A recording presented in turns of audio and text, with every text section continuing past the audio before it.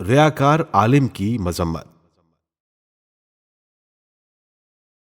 جو شخص اس غرض سے تحصیل علم کرے کہ مجلس میں علماء کا مذاق اڑائے یا جاہلوں سے بحث کرے یا قاضی و مفتی بن کر لوگوں کو اپنی طرف مائل کرے تو ایسے عالم کی جگہ دوزخ میں ہے۔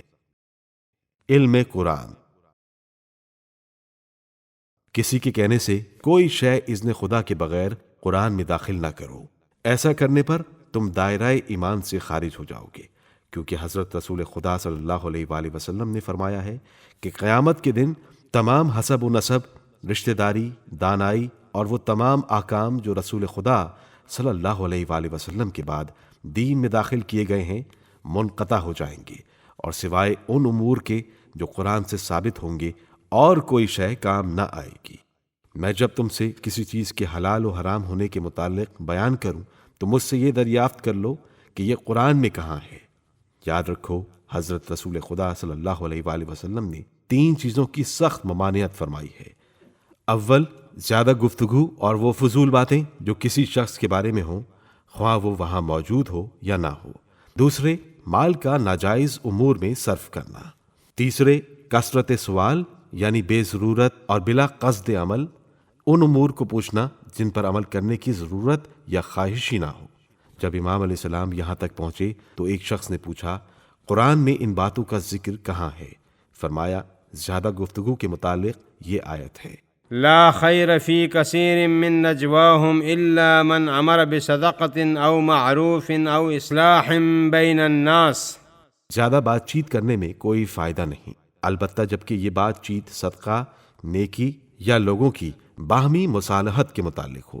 اور تلف مال کے متعلق یہ آیت ہے، ولا تؤتوا السفهاء اموالکم التي جعل اللہ لکم قیاما۔ اور اپنے وہ مال جن پر اللہ نے تمہارا نظام زندگی قائم کر رکھا ہے بے وقوفوں کے حوالے نہ کرو۔ اور کثرت سوال کے متعلق یہ آیت ہے، لا تسألوا عن اشیاء ان تبد لکم تسؤکم۔ ایسی چیزوں کے بارے میں سوال نہ کرو کہ اگر وہ تم پر ظاہر کر دی جائیں تو تمہیں بری لگے۔ نہی عن المنکر۔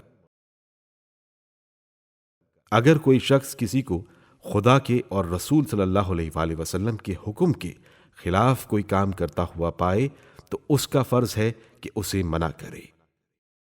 معرفت ذات الہی۔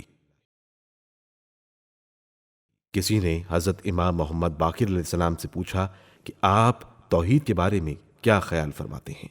آپ علیہ السلام نے فرمایا، میں اس کی ذات کے متعلق انہی امور کا خیال کرتا ہوں جو نہ عقل انسانی میں آ سکتے ہیں اور نہ کسی حد کے اندر محدود ہو سکتے ہیں۔ بس جس چیز کی طرف تیرا خیال مرتکز ہو سمجھ لے کہ تیرا خدا اس کے خلاف ہے، وہ ایسا نہیں کہ تیرے تصور میں آ سکے۔ خدا کی ذات میں تغیرات نہیں ہوا کرتے، اس لیے کوئی مخلوق اس کی ذات کو سمجھ نہیں سکتی۔ وہ کسی چیز میں سماتا ہی نہیں۔ دنیا کی کسی چیز کا اطلاق خدا کی ذات پر نہیں ہو سکتا، کیونکہ سب چیزیں حادث ہیں اور اسی کی پیدا کی ہوئی ہیں۔ ایک شخص نے پوچھا، مجھے یہ بتائیے خدا کب سے ہے؟ فرمایا، وہ کب نہ تھا کہ میں تجھے بتاؤں کہ وہ کب ہوا۔ میں اس کی ذات کو ہر قسم کے نقصان اور ہر برائی سے پاک جانتا ہوں۔ وہ ہمیشہ سے ہے اور ہمیشہ رہے گا۔ وہ ہر شے کو دیکھتا ہے، ہر آواز کو سنتا ہے۔ وہ بے مثل ہے اور ایسا جلیل المرتبہ ہے کہ ہر حاجت کو اسی سے طلب کرنا چاہیے۔ نہ اس کی بیوی ہے نہ اولاد، کیونکہ ان کے ہونے سے اس کی ذات میں نقص ہونا لازم آتا ہے۔